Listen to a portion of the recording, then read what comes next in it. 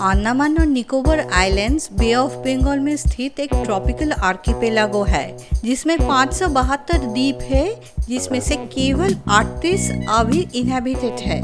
ये अपने साफ सुथरे बीचेस, नीले पानी और रिच मेरीन लाइफ के लिए मशहूर है।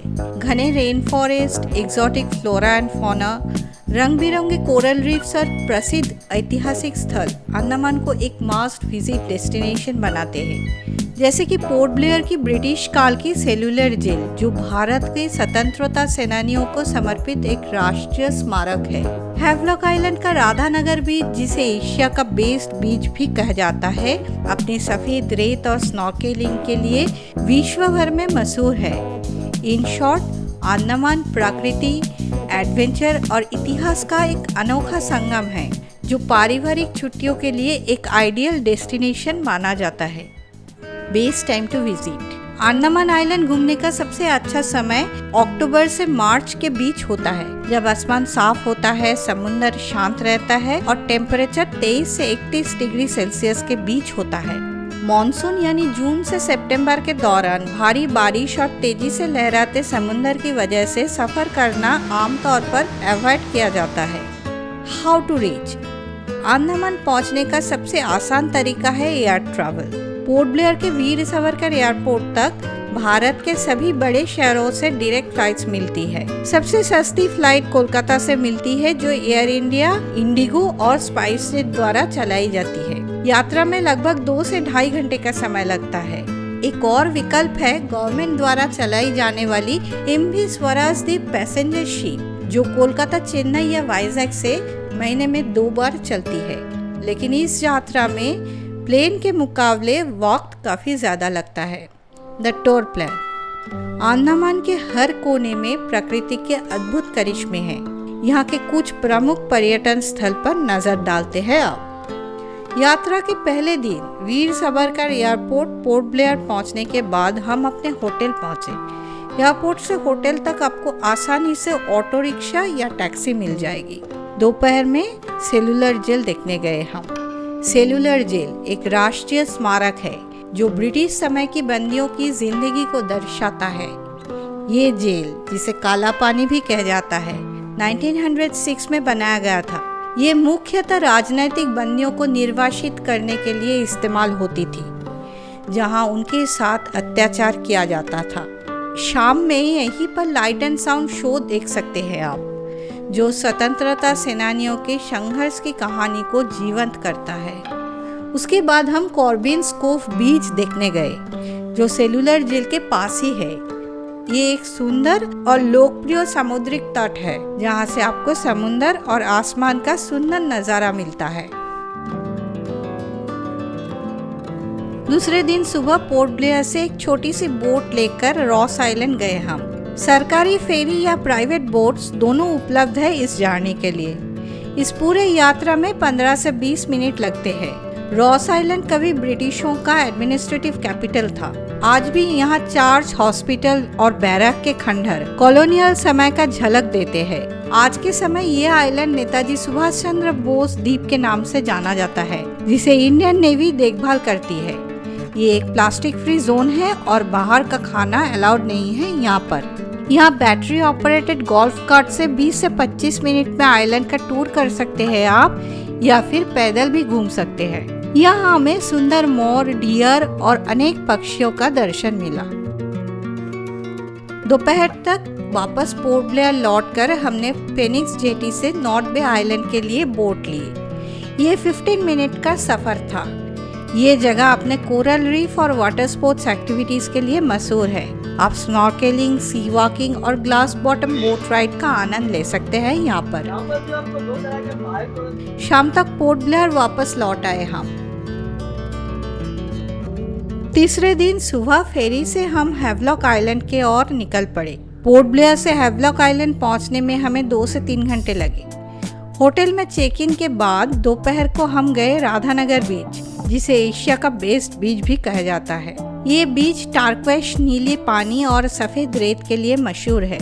ये मेन हैवलॉक आइलैंड से लगभग 12 किलोमीटर की दूरी पर है। यहाँ आप तट के किनारे आराम से बैठ सकते हैं या पानी में स्विमिंग का आनंद ले सकते हैं। सनसेट का नज़ारा यहाँ लाजवाब होता है। चौथे दिन सुबह काला पत्थर बीच गए हम। जैसे नाम से ही पता चलता है, यहाँ सफ़ेद रेत के बीच पर बड़े बड़े काले पत्थर मिलते हैं। ये काले पत्थर नेचुरल रॉक्स है और कई डिफरेंट शेप्स और साइज में मिलते हैं। यहाँ का नज़ारा बहुत इंटरेस्टिंग होते हैं। ये एक शांत और रिलेटिवली अनटच्ड बीच है। फोटो और वीडियो के लिए परफेक्ट लोकेशन है ये। शाम को वापस हैवलॉक आइलैंड लौट आए हम। 5वें दिन सुबह एक फास्ट फेरी लेकर नील आइलैंड पहुंचे हम। सफर में लगभग 1 से 2 घंटे लगे। ये छोटी सी शांत और सुंदर जगह है।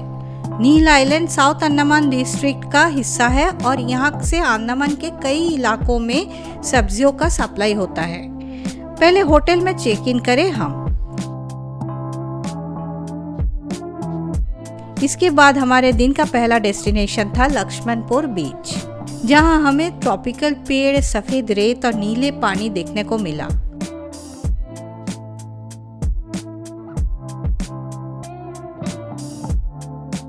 यहीं पर एक गाइडेड टूर लिए हम और समुद्रिक जीवन को करीब से देखे। জলের পিছনে চলাফেরা করে, নিজে থেকে চলতে পারে না, ক্যারেটাতে বড় হতে তাবুত থাকে না। এই আবার হাত দাও। আপনারা টাচ করবেন এটাকে? চলে আসুন সবাই উপরে। চলে আসুন, আগে করবে, চলে আসুন এখানে।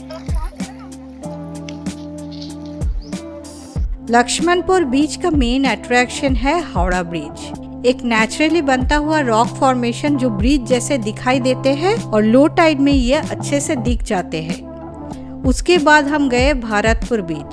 यहाँ शैलो रीफ पर स्नॉर्केलिंग का मजा लिए।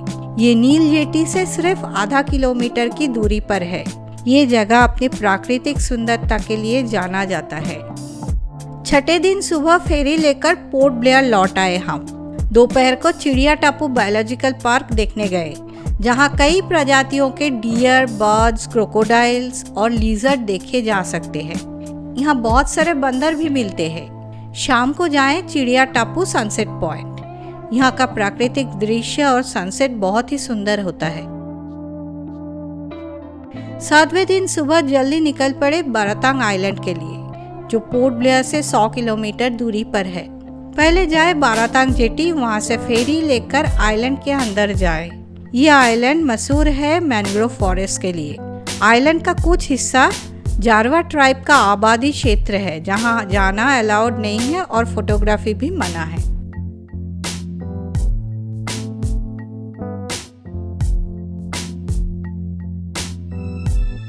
फिर जाएं लाइमस्टोन केव्स, जहां जाने के लिए फॉरेस्ट डिपार्टमेंट से परमिशन लेना पड़ता है।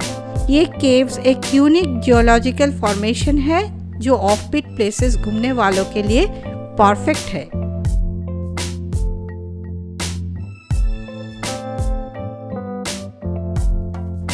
आठवें दिन जाए छतम सॉ मिल, पोर्ट ब्लेयर में स्थित 19th सेंचुरी की एक पुरानी मिल।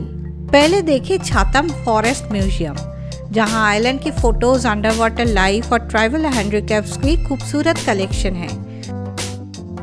उसके बाद घूमे सॉ मिल और फिर जाएं वंडूर बीच, जो अपनी बायोडाइवर्सिटी और शांत शोर लाइन के लिए जाना जाता है।